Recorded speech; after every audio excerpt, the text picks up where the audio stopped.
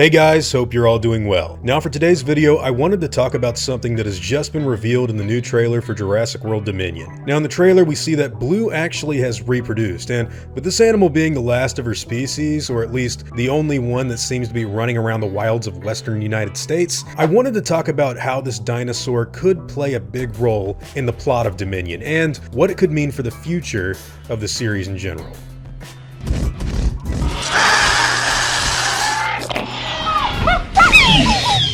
So in the new trailer, Blue is revealed to have an infant, and that animal seems to be the product of parthenogenesis, at least in my opinion. I just want to go ahead and say that before I go any further, this entire video is pretty much jumping off from the fact that no other raptors have yet been shown to associate with Blue after the events of Fallen Kingdom. So everything I theorize going forward is assuming that the John Hammond quote of "life will find a way" actually leans into the idea that the animal was born from what would normally be an unfertilized egg, which is pretty interesting. Now, curiously, we don't really see too much of Blue during the rest of the trailer, but what we do see looks like some sort of capturing of her baby during what I'm guessing is an elaborate dinosaur trapping situation. They've set out a dead animal in order to lure in anything they can, and Blue's offspring seems to have gotten caught. Now, I think one of the reasons this dinosaur could be a target of poachers that either want to sell it or maybe even bios in themselves who want to study it has something to do with that fact that, or the possible fact, that the animal was born from only one parent. There's really no other raptors that could possibly have led to this dinosaur's existence. That's what the whole reveal is in the trailer. It's like, oh, how do you have a baby? You know, where'd that come from? Well, I'm pretty sure they're going the Godzilla 1998 route. But anyways, you know, at least nothing that we know of just yet. So it looks like it's an exact copy of Blue also. You know, literally it's a little Blue. The other raptors in her family, Echo, Delta, and Charlie,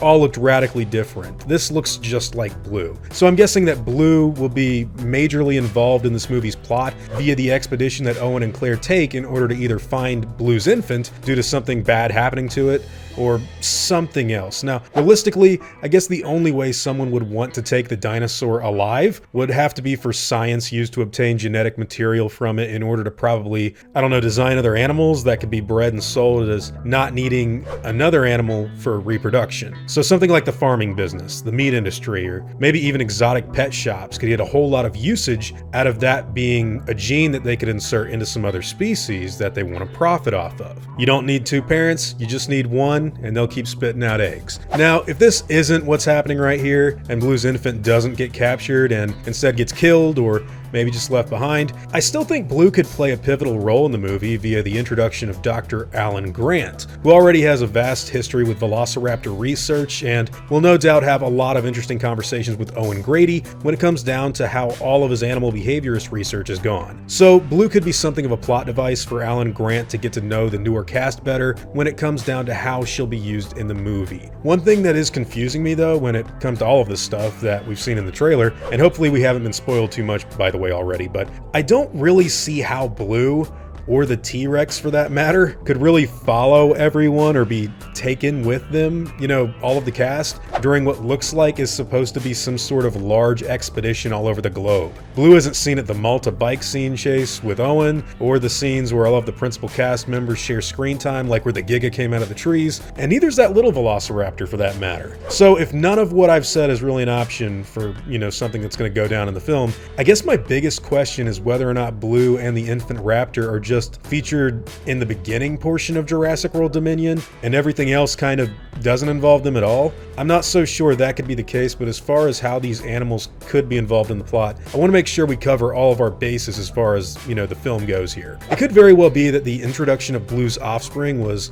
only made to sort of tie in this new film with the whole amphibian DNA attribute that we got information on in the original Jurassic Park. But you know, they did this whole like reveal that Blue has an infant raptor with the whole "life finds a way" quote by John Hammond very intentionally. Like that means something, right? That's like, it's almost like the trailer's making a big deal. It is a big deal. I mean, as far as we know, there's only one raptor left in the wild, but since this sort of reproduction, or whatever this could be as far as the explanation goes in the film, it's just straight up Jurassic Park's alley when it comes to genetic engineering and the whole "life will find a way" line. Everyone has noted for years that all of the raptors in Jurassic World were bred with different DNA from other animals. One was bred with the DNA of a hawk. Blue happened to be cloned with the DNA of a black-throated monitor. Now, they never mentioned that in the movies, but in all of the material behind the scenes and expanded stuff, they lean into that, and I guess we're supposed to take the idea that black-throated monitors, much like iguanas and other creatures, even some birds, can reproduce that way. So I don't know, either I'm looking way too into this, or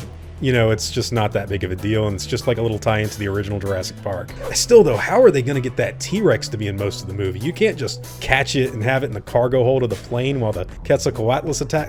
I don't know how any of that works, but I hope they dive into all this stuff and explain some more when this movie is finally released. But hey, those are all just my own thoughts on the subject matter. How much of blue do you guys think will be used in Jurassic World Dominion? And do you think they've set up any scenes to go alongside Alan Grant when it comes to these raptors? Because if they don't, that's such a missed opportunity, man. Just imagine Alan Grant and Owen talking about raptors. That's as Jurassic as you can get, right? Now, I'd actually like to announce that I'm going to be closing down my Patreon account, but not before thanking all of you guys for all of the support you've shown me. The reason I started a Patreon was pretty much to avoid any copyright issues that would hurt the channel's ad revenue, and so that I could get the equipment ready to start a second channel. Well, the second channel has actually been monetized, and since more work will be needed to go into that, and due to the fact that I really need to thank all of you guys for all the help you've given me, I'm going to be doing this last sound off for all of the names that need thanking. And with that, I'd like to thank all of my game wardens like Blake Hendricks, Cole McCalman, Philip Newmeyer, and Lola Lopez, as well as all of my InGen executives like Matthew Lariviere, Kevin Baird, Omar Miguel Sinane, Ashley Tilley, Stan Marsh, Matthew Lordy, Devin Mabe, and Eric Luce. I'd also like to thank all of my park workers and InGen hunters as well. Chris Cooper, Dwayne Boyce-Claire, John Carl Bolito, Kevin Bale-Stracy, Monogonaut, Mr. Grimes, Jive Turkey Jr., Stephen Strait, Brennan Aquin, and Noah Johnson. It really means the world to me that all of you guys have continued to support what I do, and I never want you to ever forget that. This list of credits will still be up in videos in the future, but as for Patreon itself, I no longer feel like it's something I need to do anymore. But again, I thank you all for the help that you've given me. Now I'd like to thank all of you for watching this video and hope you all enjoy the content. If you feel like I deserve it, I'd appreciate the like and hope that you'll consider subscribing if you're interested in hearing from me again. I'll see you all in the next video, guys, and as always, take it easy.